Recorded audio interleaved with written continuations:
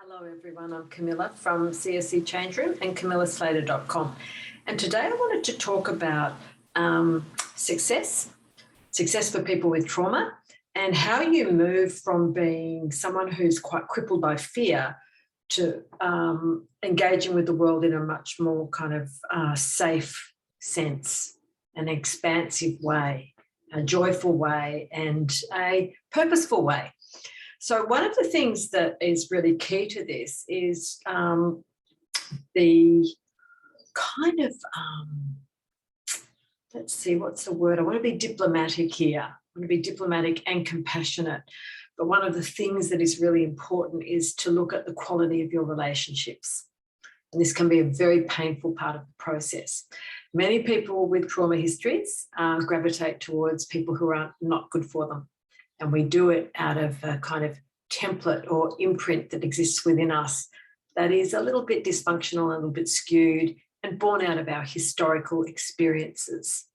What I do know is that if we can consciously work on really looking at this stuff, we can make changes that are so healthy for us. And it can be a painful process, but it can lead to greater success in our lives. It can lead to greater sense of well-being and just a sense of kind of really feeling really at one with the world around us. One of the things that I did through the process of my trauma healing journey, which I'm still on, there's never an end. When I talk about healing from trauma, I have residual trauma now. It's not really impacting my life in big ways. But at times I can have a little bit of a wobbly here and there. And one of the things that I did do earlier on is that I made some rules with myself, and I made some rules around the kind of people that I wanted to maintain in my life, the quality of the people that I wanted in my life. And I made choices around who I wanted to forgive for aberrant behaviours or problematic behaviours, and who I didn't want to forgive, and who I wanted to forgive at a distance. So when I say I didn't want to forgive them, I did forgive them. They're human, and all people are human. But I started to erect these kind of conscious boundaries around myself. And I started to really understand that I had volition and choice and agency in this process. I could make choices around who I wanted in my life and who I didn't want.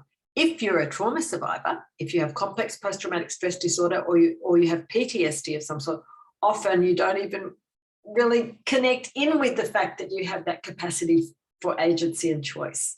You just kind of accept people and accept them being in your life. And so you're living in a kind of victimhood in a way.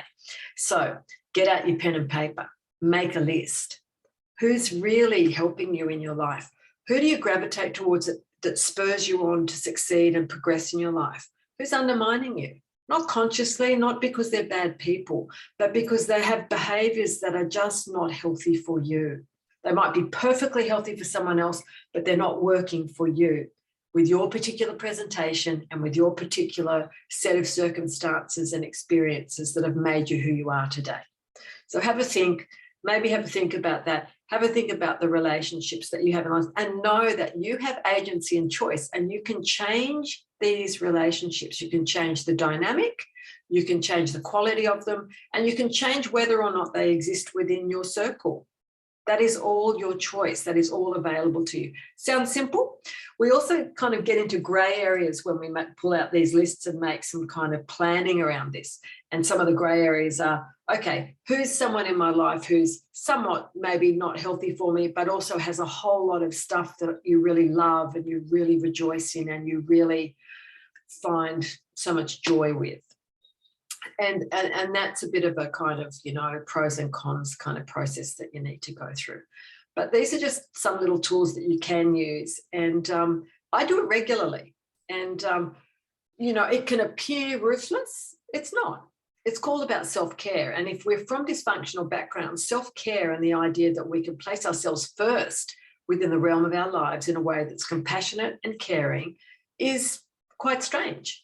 We don't understand that that's something that's quite okay to do. We believe that it's wrong or it's bad to put ourselves first in classic codependent style, which is so much a part of the trauma history and the trauma story for many.